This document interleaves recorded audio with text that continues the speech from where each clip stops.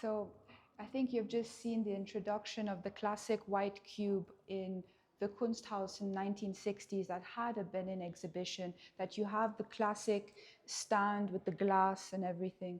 But now the question is, why is it that since 2017, Emmanuel Macron, the president of France at the time, decided to give back a number of artifacts to the old ancient kingdom of Dahomey in the Republic of Benin. And then from there kicked on the Benin Swiss initiative, which started in 2021 with 8 museums in Switzerland that worked together in order to give back the objects that have been looted from the Benin Empire, the ancient Benin Empire.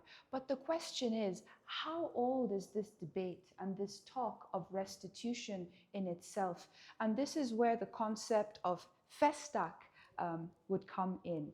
And in order to understand the importance of Festac, one might argue, how is it that the mask of Queen Idia, which has been recasted in bronze just for the purpose of this exhibition, and here on top you can see skulls of Portuguese that came to the kingdom.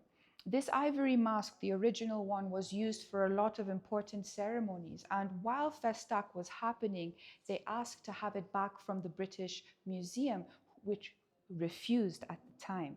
Now, I'm going to explain 3 things to just contextualize what we're talking about. So I have here an original book from 1899, as you can see there in the description of the dating. And this book was given to me by the employer of my late grandfather, and it's about the colonization of Africa. And not to say anything much ado, but it was written in 1899 by the University Press. And as we talk in what we're talking about with regards to its contents, we talk about the Mediterranean and the Malaysian, the Mohammedan invaders, the Portuguese in Africa. Then we have the Spanish, the Dutch, the slave trade, the British in Africa, the French in West and North Africa, the Christian missions, and the great explorers, the Belgians, the Italians, the Germans, the French in Madagascar. But let's get to the conclusion. And this is the conclusion that I will read, in the sense that there are 3 classes into which Africa falls from a colonization standpoint: healthy Africa, yellow Africa, and black Africa.